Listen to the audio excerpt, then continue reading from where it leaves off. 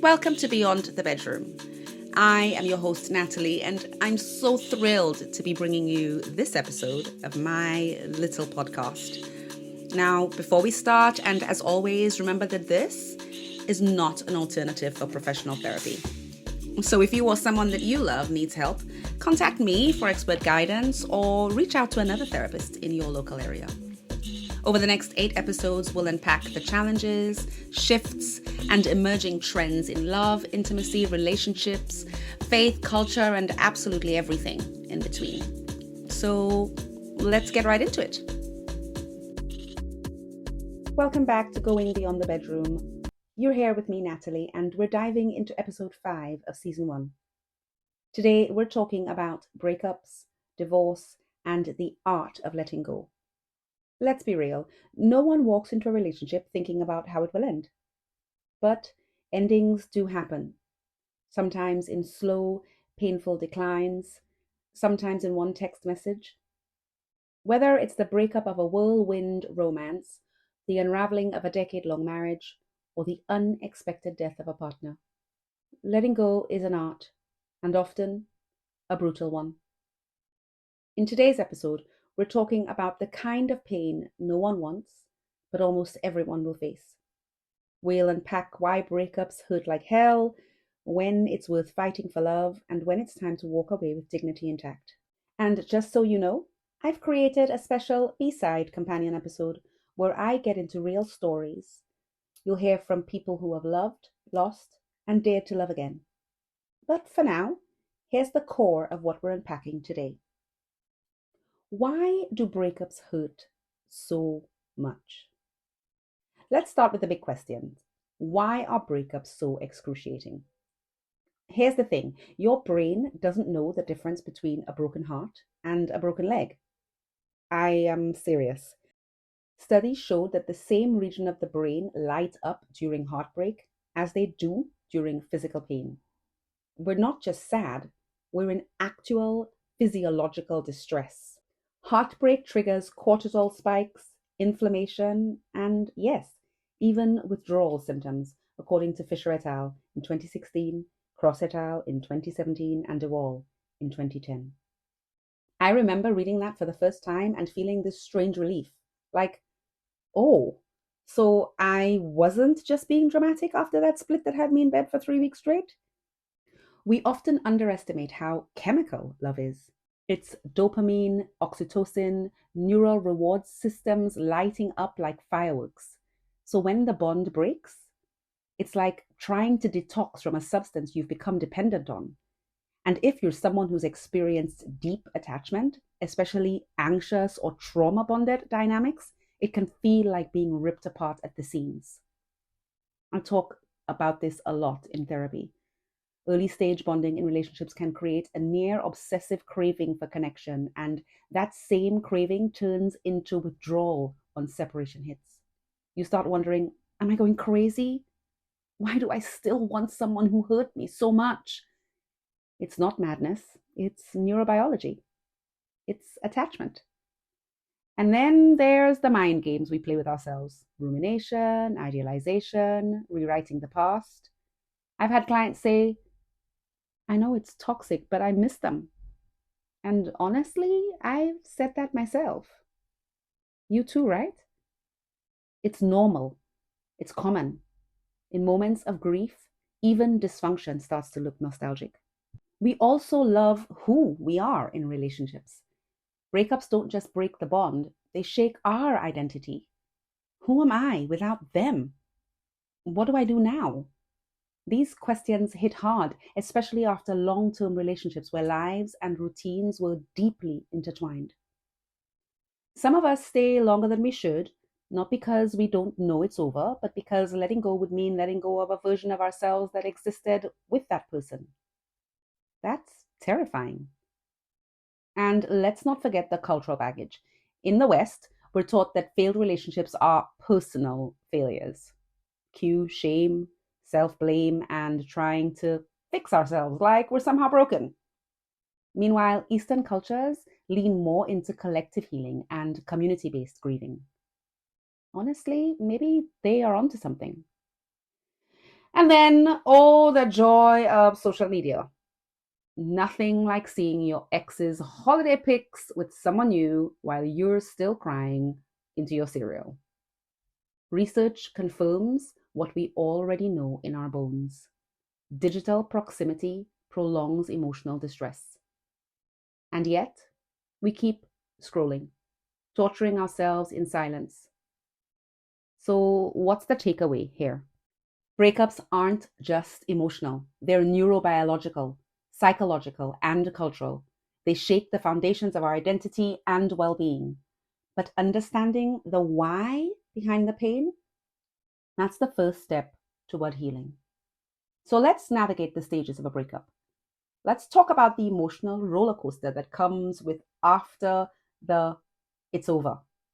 Because healing isn't a straight line, it's not a checklist. It's a spiral staircase. You circle through the same emotions over and over until one day the sting softens. The Kubler-Ross model, the classic 5 stages of grief: denial, anger, bargaining, depression, acceptance, applies to romantic loss too. But no one tells you that they don't show up in order. One day you feel okay, the next you're crying into your steering wheel over a playlist you forgot they were on, the next you're just so angry that you don't know what to do. Grief after love is weird. You can be fine all week and then get emotionally wrecked in aisle 5 at the supermarket because you passed their favorite biscuits. It's like that. And you know what? It's normal. It's common. But here's what isn't always helpful: how we try to fast forward through it. We rush into rebound relationships thinking someone new will fill the gap. We stay busy, stacking our calendars like emotional armor. We bottle up feelings because, well, who wants to be that person who's still talking about their ex 3 months later, right? And if we don't face the pain, it festers. Suppressed grief doesn't vanish, it just leaks out sideways. In anxiety, in bitterness, in choosing emotionally unavailable people over and over again. And our beloved social media doesn't help. Let's be honest. Again, when you see your ex thriving online and you're still raw, that hits hard. Studies back it up. Keeping tabs on prolonged emotional distress doesn't help. But it's addictive, right? It's like some masochistic ritual. Scroll, hurt, repeat, scroll, hurt, repeat, scroll, hurt. You get the idea. Muting, unfollowing, creating digital boundaries. These are tiny but powerful steps. You don't have to block them out of anger. You can do it out of self-preservation. Then comes the age-old question: should we stay friends with our ex? Honestly, that depends.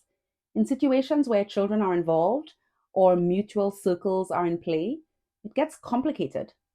But jumping into friendship too soon can delay closure. Sometimes the most loving thing you can do for yourself and for them is to step away, to grieve what was and to give space for what might be. And what about our special word, closure? It gets thrown around a lot. People chase that one final conversation, hoping it'll tidy up their heartbreak like a well-written ending. But here's the truth: closure isn't something someone else gives you. It's something that you create for yourself. Journaling, therapy, spiritual grounding, honest reflection. These are tools that help you make peace without needing an ex to sign it off. And I'll be real, doing your own work is often the most confronting part of the process, but it's also the most transformative too. There's no shortcut through this. You have to feel to heal. Gosh, that sounds so cliche, but it's true. And if you're deep in it right now, please remember, the breakdown is part of the breakthrough. Every spiral, every setback is shaping you into someone stronger, clearer, more aligned. What about divorce? Divorce is a different kind of heartbreak. Let's move into a more layered, more complex kind of separation, which is divorce. Breakups are hard, right? But divorce comes with paperwork, property, parenting plans, and a whole pile of emotions that don't get neatly filed away with the final decree. It's not just the heartbreak, it's the entanglement. You're not just saying goodbye to a person, you're dismantling a whole life. Schedules, savings, school runs, even shared Netflix passwords. Suddenly, everything is up for negotiation. In the middle of that legal, logistical chaos, you're just trying to keep your sanity intact. And if children are involved, the emotional weight triples. Now you're navigating your own grief while trying to create a soft landing for your children. Co-parenting adds another layer of complexity. It demands maturity, patience, and communication at a time when you probably feel the most depleted. But here's something that we don't often talk about enough: the spiritual fracture of divorce. Marriage, especially in Christian or faith-based communities, isn't just a contract, it's a covenant, a sacred union. And when that breaks, there's a kind of grief that lives beyond the practical. It's the kind of thing that keeps people up at night wondering, did I fail God? Did I fail myself? The moment the judge signs off that decree nisi, it can feel like the gavel dropping on your identity. For many, it triggers shame, regret, and this internal question of, what if I just tried harder? Or did I give up too soon? And yet, in the same breath, we're now seeing things like divorce parties trending online, as if celebrating the end of a marriage is the natural next step. Now, don't get me wrong, I understand the desire to reclaim your power, but it worries me that we're skipping over the grief part in favor of a quick rebrand. Here's something controversial. Maybe breakups should be honored, but not just as freedom, also as endings, as grief, as growth. Maybe we need ritual, not rebellion. Because the truth is, many people experience something no one likes to admit: divorce regret. Studies suggest a growing number of people feel it, especially in the first 2 years post-divorce, according to an ONS survey in 2023. And you rarely hear about it because once you've made the decision, especially publicly, it feels like you're not allowed to question it.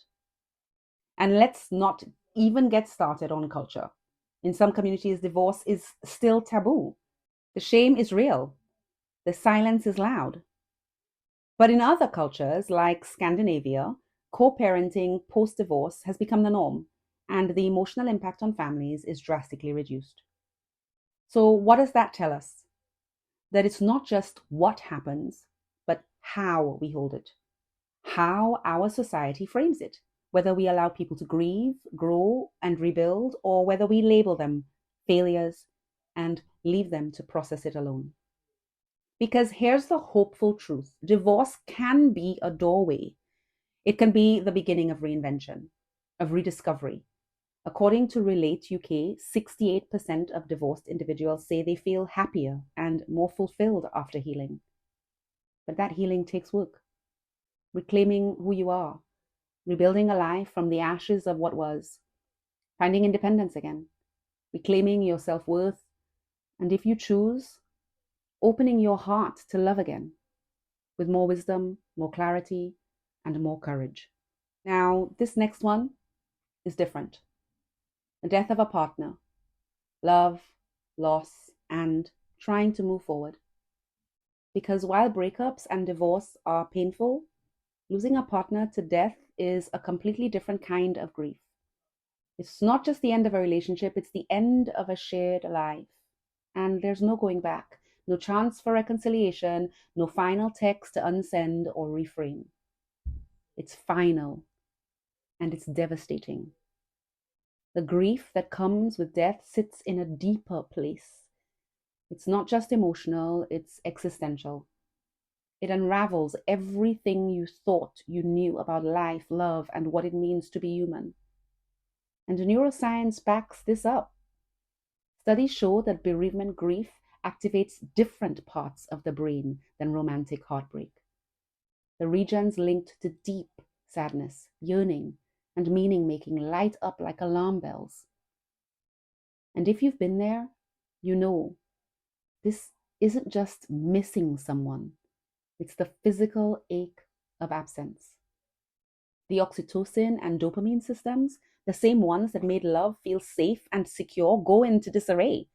The body responds with fatigue, immune suppression, even heart irregularities. Yes, you can die of a broken heart. And many people have come terrifyingly close, according to studies in 2010.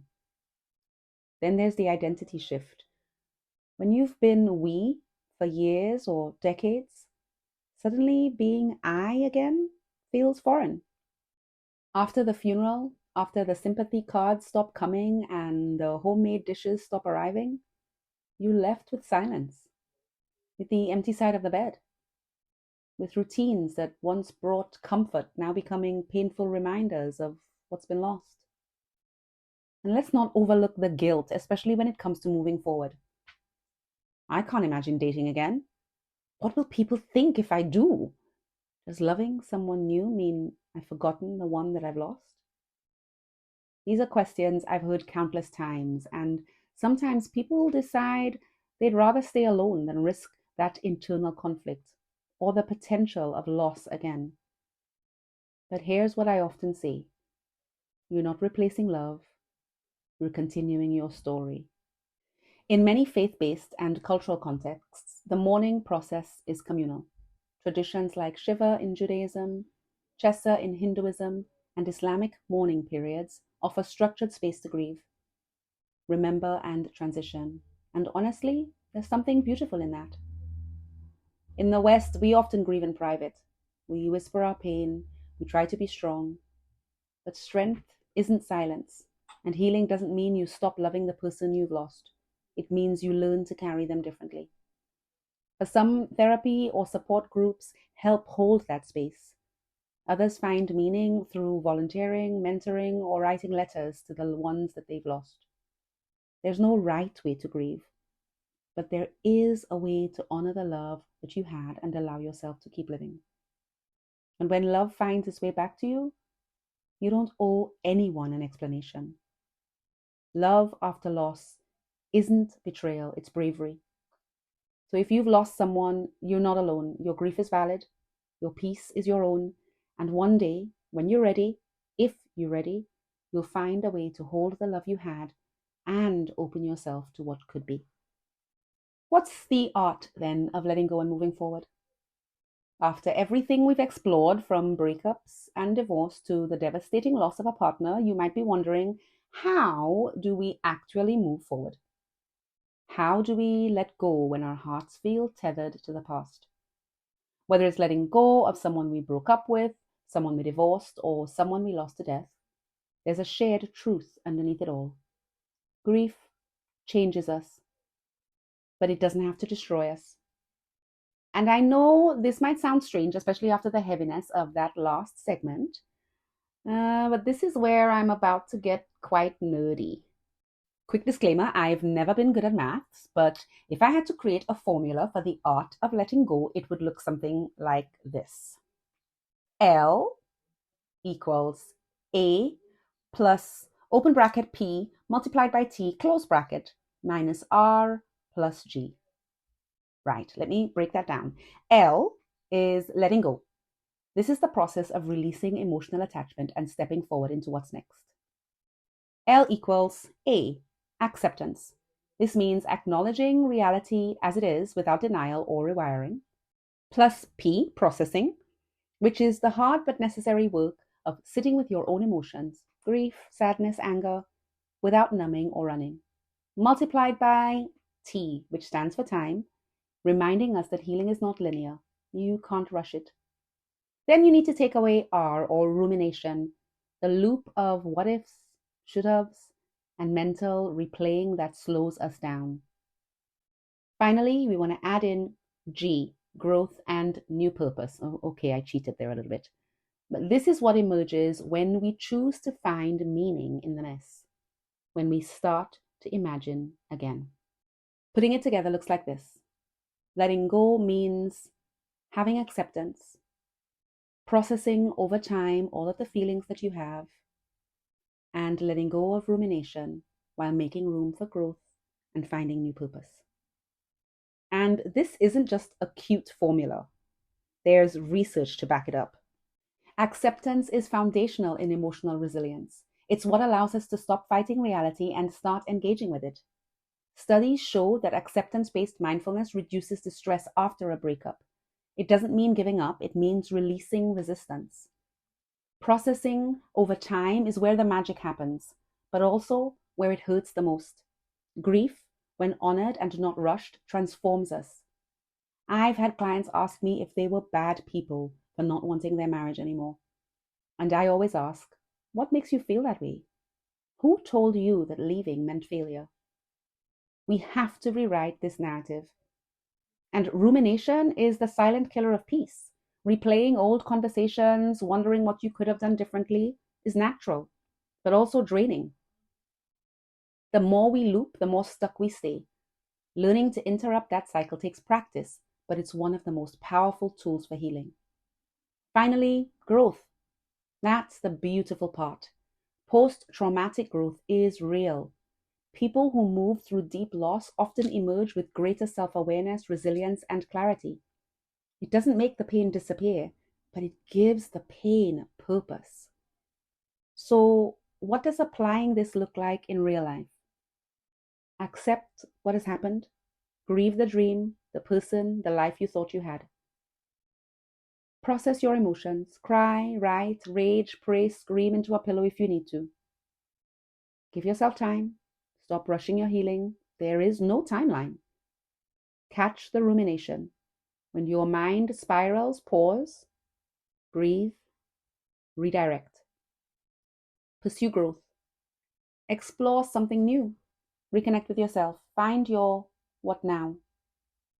And yes, there are practical ways to support this process. Therapy, journaling, breathwork, movement, sleep, nourishment, changing your environment, finding new hobbies, building new communities, sometimes even joining a new church or job, if you can. And if it helps, to create distance from the emotional landmines of the past. And please don't underestimate the power of choosing peace over proximity. Sometimes the most healing thing you can do is to create space, especially when seeing your ex or reminders of your old life keeps reopening the wound. Another powerful aspect of letting go, finding closure within yourself. That doesn't mean excusing harm or romanticizing pain. It means asking, which part did I play? What am I responsible for? And what do I want to do differently next time? Because self-awareness is the beginning of every healthier relationship you'll have moving forward, including and especially the one you have with yourself. And speaking of future relationships, let's talk about love again. You're not broken. You're not used up. You're not too old, too much, or too complicated. I truly believe that. But I also believe in learning from the past without letting it define your future. Watch out for what I call the carried over trap, which is when you start treating new partners like they're guilty of your ex's sins. It's human, but it's harmful. Every relationship deserves a clean slate, and so do you. So take your time, stay open, stay grounded, be wise, yes, but also curious. You might just find that love in a new form is still available to you. And who knows, you might even enjoy the journey of rediscovering it. Because the art of letting go, it's really about remembering who you are when you're not trying to hold on to what no longer serves you. Here are some final thoughts. Firstly, letting go isn't erasing, it's evolution. It isn't about pretending it didn't happen or deleting the photos and memories as if they never existed. It's about making peace with what was without letting it define what comes next. It's the choice to move forward without bitterness, but with wisdom, not with fear, but strength, because you can carry the lessons without carrying the weight. In closing, what have we really explored today? I've talked about the sting of breakups, the layers of divorce, the ache of widowhood, and the beautiful, messy process of letting go. And while none of these roads are easy, they are all invitations to reflect, to heal, to grow, to rediscover who you are without the titles, the labels, or the we. Breakups and divorce don't have to mean defeat. They can be the doorway to deep transformation. Healing isn't a destination, it's a spiral, a dance, a reclaiming. Letting go doesn't mean forgetting, it means moving forward with clarity, courage, and self-respect. So now it's your turn to go beyond the bedroom, and this time go inward. Here are your journal prompts or reflection questions. If you're in the middle of heartbreak or on the other side of it, what's one small step you can take today to reclaim a part of yourself that you lost in the relationship? Think back to a past love or relationship. What did it teach you? Would you thank your ex-partner for the growth? If not yet, could you imagine doing so in the future? Write a letter to yourself, asking these questions and seeing what happens. And of course, as usual, let me know your thoughts. I always love hearing your stories and reflections because the best conversations are the ones that we actually have. You can connect with me over social media using my handle @LTAStherapy or visit my website www.ltas.uk for resources and updates. And if anything that you've heard today has impacted you, be free to drop me a line and let me know. If you or a loved one is going through some challenge today, why don't you reach out for a free discovery call or find a therapist in your local area? And will you join me on my next episode of Going Beyond the Bedroom? Our topic will be the therapy boom. Can therapy save your relationship? I'll dive into why more couples than ever are turning to therapy and whether it's a lifeline or a last resort. I want to know whether therapy can actually help you grow together or just stretch out the goodbye. Will you join me for that one? If you like what you've heard so far, please subscribe, rate, and review Beyond the Bedroom. And if you enjoyed today's episode, please share it with a friend so that I can continue to bring these important conversations to life. Why don't you follow me on social media? My handle is @LTAStherapy. That's @LTAS Therapy. For those in the know, that's Let's Talk About Sex. And subscribe for behind the scenes thoughts and discussions on my B side. I'll catch you next time as we continue rethinking modern love. But until then, let's talk about it.